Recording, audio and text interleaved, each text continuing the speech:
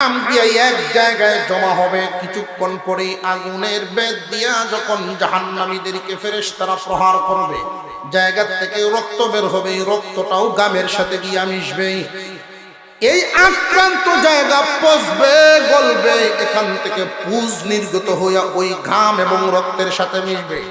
তিন জাতের পদার্থ মিলিয়া টকবক করে জাল দিতে থাকবে। জাহান্নামী চিৎকার করবে, চিৎকার করবে, খাদ্য দাও, খাদ্য দাও।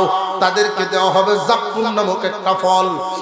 এই ফল যখন খাবে, না পেটে যাবে, না বের করতে পারবে, গলায় গিয়া আটকা পড়বে।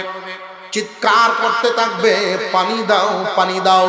তখন ওই যে তিন বস্তু দিয়ে তিন জিনিস একসাথে মিশিয়েছে, ঘাম, রক্ত, পুজ, ওইটারে টকবক করে গরম করে এই নাপাক খাদ্য তাদেরকে দেওয়া হবে। নে দুনিয়াতে হারাম খাইতে পছন্দ করতে,